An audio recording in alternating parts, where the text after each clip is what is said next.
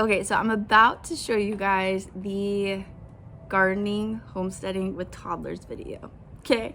But I needed to add in an introduction because I show you this video in all the ways you can include your toddlers in homesteading, but I want to paint a well-rounded picture of what this is actually like. So in this video coming up, I'm gonna show you things like chickens and seeds and like ways to get them interacting with your passions and your homestead.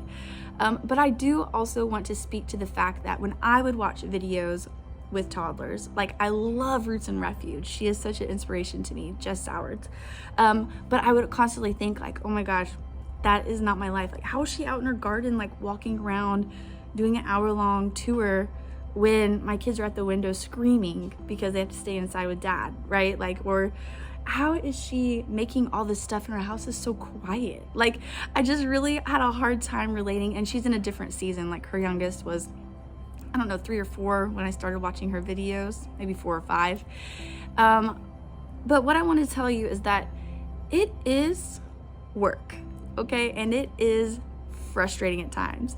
This morning I was telling a friend about how at one point our kids went out to the garden, this was this season, and picked all the green tomatoes and brought them to us. And I thought Reed was gonna cry, right? Because you're waiting on these tomatoes to ripen so you can eat them, and they were just like these small green budding tomatoes that now had no future. And it was our entire crop. Things like that. Or I'll come outside and there's tons of zinnia stems, but the flowers are missing, and then I find them on the ground. They just went down the line and picked them, right? So these things happen, and they are frustrating, and it is hard, and we are not perfect by any means. We do not have this like I mentioned in the video, like a little house on the prairie life, okay? But what we do have is a life that we want to be intentional about, and a life that we want to include our kids on instead of just us doing our own thing when they're asleep, right? Like we that's impossible because our kids hate to sleep. Actually, honestly, I have 2 of them that hate to sleep. So yeah, we have to include them or we won't be able to do this. Moral of the story. With a parenting journey, and this is just like, I don't know, take it or leave it. If it fits for you, great. If not, just hang on. The video is about to start. But I just want to encourage any moms with young kids. When I first had Lily, my hair was on fire. I was a wreck. It just steamrolled me, like the change in identity and the change in routine and just my entire life being caring for this baby who cried all the time. And people didn't necessarily want to babysit a baby that cried all the time. So it was a lot. But I will say that my pressure to be this perfect mom, which I really just want to put that out there, like I am not. We bake bread and we make yogurt, and my kids still drive me crazy sometimes, and I drive them crazy sometimes. Like, we're not like on cloud 9 constantly. My motherhood journey changed whenever I stopped putting pressure on myself to be perfect and feed them all these gourmet homemade goldfish, and I was like resentful, right? Like I was just like burnout and tired because I was trying so hard to be perfect and do the right thing for my kid all the time, and then have this garden and then cook, and it was too much, right? My life changed whenever I just like surrendered and said, God, like today it ain't about my will and my routines. It is about you. And I want these kids to know love. And I want to share what we're doing, right? So like take my day, and I'm just gonna trust that you, Jesus, you are going to give me enough strength and enough energy to get through today and do what you need me to do, right? And the benefits of that have been tenfold. Like, we get the things done, not always perfectly, right? But like the resentment and the tension and the I have to do this and this and this, like that has, over time, right? This is a process. It's dissipated because I am no longer forcing my will and my projects on my family, right? It's about this is the lifestyle we want, and God will provide that. as long as we trust him. And today I'm just going to give myself over to that and ask him, and I ask him daily, Lord, give me enough energy, enough strength, enough gas in the tank to get through this. And you know what was crazy? Instead of just surviving my days with my young kids, I'm actually like loving it and enjoying it and thriving. And I would get on Instagram and there would be either these moms that looked like perfect and like so well rested, or these other moms that were just like so honest in their journey, but it became like a sinkhole. Like, do you feel burdened by this, and this? Are you carrying the load of this, and this? You know, like mom rage, all this stuff, which it is great to educate yourself on those things. But for me, it was kind of like, I didn't fit in either bucket. Like, I didn't want to just wallow in, yeah, I have a lot of responsibility at the house. And I also didn't want to wallow in like this perfect beige baby type thing. I'm somewhere in between where like, I want to be an exceptionally good parent and I want to raise exceptionally rock star kids, like awesome, well-rounded kids. Right? But in order to do that, it ain't about me or the tools or the gadgets or the schedules. It's none of those, the books, none of that. It's none of that. It is literally just saying, God, like, I can't do it on my own. I need you. I need you to guide this.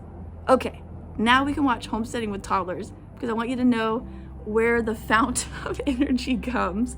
It is in caffeine, this is truth, but it is also in my faith. And that has been something that more recently, right, I've like blossomed into and leaned into, and it has changed everything. My marriage, my gardening, the way I choose to wake up in the morning, my kids, and the way I interact with them. It's not a burdened life. I don't want a burdened life. You know what I'm saying? And if we believe that God is God, we're not designed to live burdened. He's got us. All right, carry on. I love you guys. What's up? It's Noelle with Baker's Backyard Bounty. And today I wanted to talk to you guys about gardening with toddlers, because this is our reality and has been our reality for the past few years. We have Zoe, who's almost 2, still rocking her bottle. Don't judge, whatever. This is Lily. And this is Lily, and she is a vibrant, amazing 3-year-old. We have big garden goals, but they often get, let's just say, redesigned. I babysit my baby. She babysits her baby, yeah, based on what we are able to actually do with the beautiful blessings that we have. And so I wanted to encourage any of you that want to garden but feel like Mommy's gonna do some gardening today. but any of you that feel overwhelmed trying to garden with kiddos, I just want to encourage you and say it can be done. All right, so one of the best ways to incorporate your toddlers into the garden is to include anything. Play with her. Hang on one second. Anything with water or dirt. So whenever I'm doing seed starting, they always fill up my seed starting trays, like the cells, with potting soil. They love to use the shovels and dig when I'm planting bulbs. Let's see, obviously they love watering, especially if they can fill up a 5-gallon bucket and then use cups to dip and water the potted plants. So dirt and water, which are a key part of gardening, are great ways to get your kiddos involved.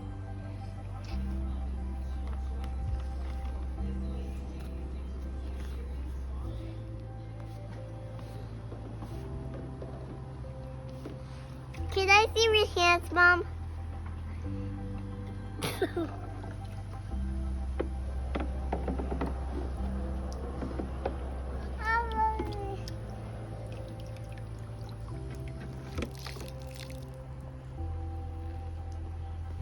Here you are. I'm Lily. Her name is Zoe. Hey, Zoe. He was pulling Zoe's fishing. What are you eating? A trick. Oh, where did you find it? Oh Oh no. Always leave time for stories and mystery snacks.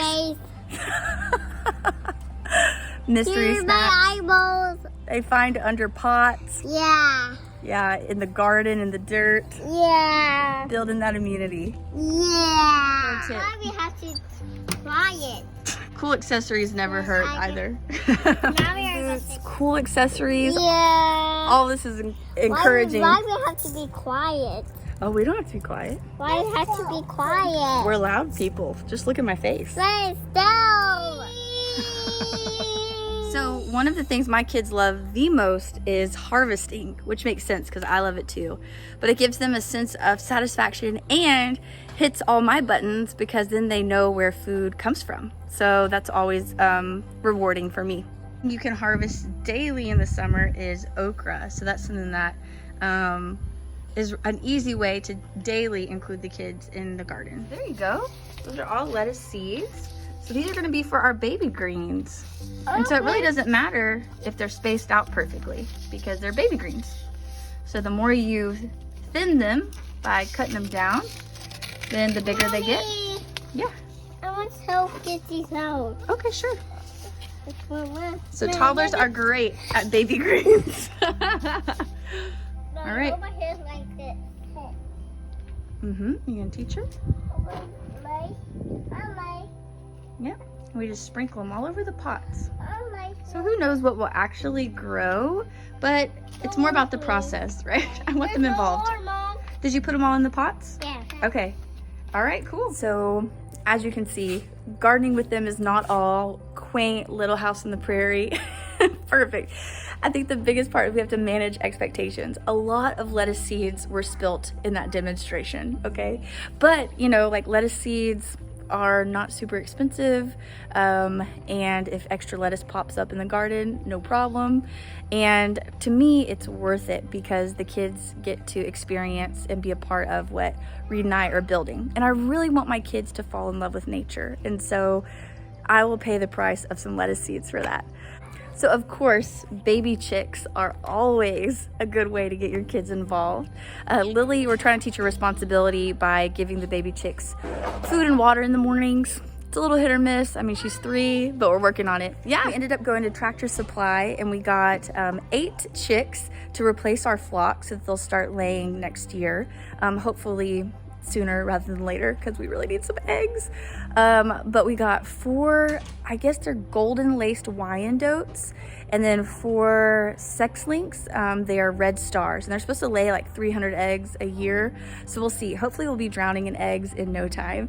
But they were just the varieties that they had at Tractor Supply, but ended up, I mean, I'm fine with those. I have the Murray McMurray hatchery catalog and my kids were taking it to play dates to have their friends pick out their favorite chicken varieties, which a lot of their friends weren't on the same level as my bizarro kids who love that catalog. They look at it all the time. So I knew it was time for us to get some chicks after a play date. So we went ahead and pulled the trigger. Take it!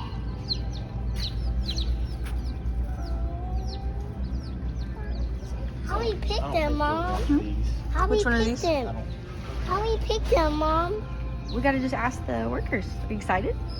Okay, so these are Polish chicks. You can see the little puff balls on their head.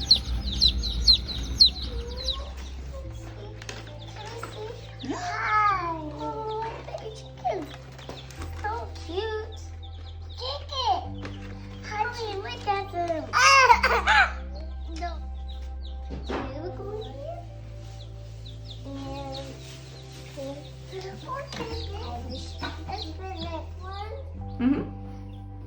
Just not too tight. Oh, sweetness. Hey, cool chicks. his name is Booger. Booger! Ugh. All right, you guys, Godspeed. Let me know how you get your toddlers involved in your garden and inspire me. May you find the bounty in your own life and all the beauty that it holds, and we'll see you soon.